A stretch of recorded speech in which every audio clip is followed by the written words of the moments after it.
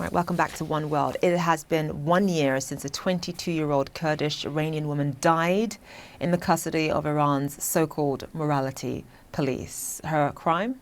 Allegedly violating the regime's mandatory hijab law.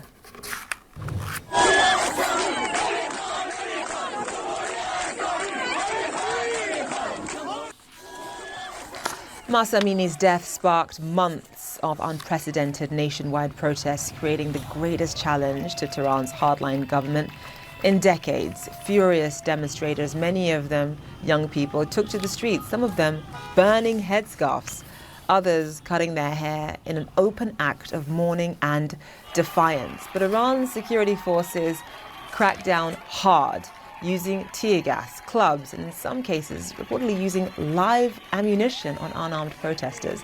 Others were beaten and detained. It's still not clear how many people were killed, but activists put that number at roughly around 500, with thousands more arrested.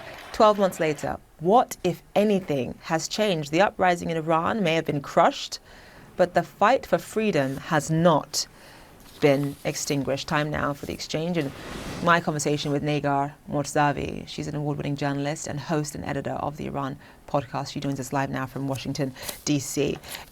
I mean, when you think about this past year, Mahsa Amini's death in custody triggered pretty much Iran's longest sort of anti-government protest since the revolution, since 1979. As I pointed out, we don't exactly know how many people were killed. We put the estimate roughly around 500, but 20,000 at least were detained. When you look at this past year, when you look at this, past 12 months, what exactly has changed for women in Iran? Well, I would call this nothing short of a cultural revolution. Essentially, the killing or death in custody of Mahsa Jina Amini was a watershed moment. Years and years of the state, based on religious readings of what the dress code is, and patriarchy, centuries of patriarchy, was trying to dictate to women what to wear, essentially limit their bodily autonomy. And with the killing of this young woman, I think the country showed up to say, enough is enough. You can't kill us for how we dress. And we've seen in the past year that women have been defying this mandatory dress code, women and girls, not just in Tehran, not just in big cities, in smaller areas. I speak to women and men who are themselves shocked and surprised at images that they see in public in Iran, and essentially this collective pushback to the state of the limits that they've set for the hijab. It's been a transformation that has been happening for 4 decades, but the giant leap that they made in the past year has been very, it's basically been giant. And I don't think the state, they want to, but I don't think they're able to put the genie back in the bottle or push women back to before September of last year. I think what's really interesting is that, if I remember correctly, I mean, we covered this almost every day on the show when it happened.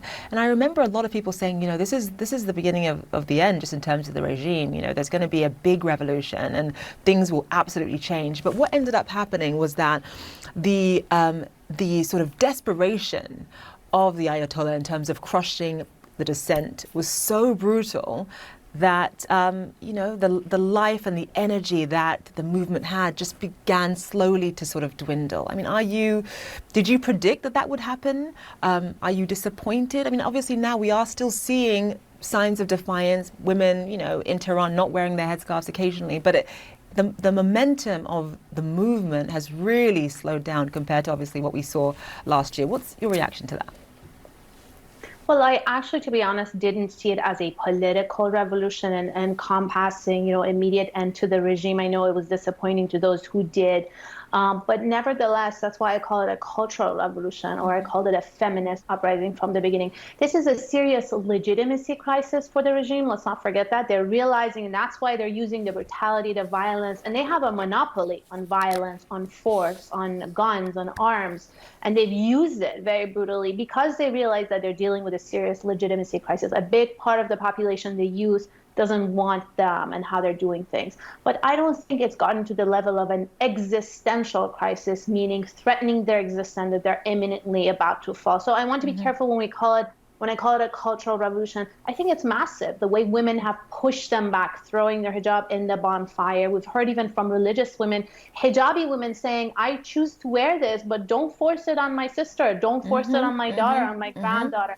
I think it's a big cultural and social transformation that we shouldn't undermine, but at the same time, I think there is some illusions that this is the beginning of an end and it's imminent that I honestly didn't see from the beginning. But nevertheless, I think if the authorities, if the state is not hearing this voice, this cry, this women putting their lives, their bodies on the line, this will eventually be the beginning of an end, but maybe further down the road. I don't know how long. But at this point, I think the legitimacy crisis is more of a seriousness than an actual existential crisis. Right, and that's why you point out that it was more of a cultural revolution, and you wouldn't go so far to call it some kind of political revolution. All right, Nega Motsavi, live for us there. Thank you so much for your time. We appreciate it. All right, still to come.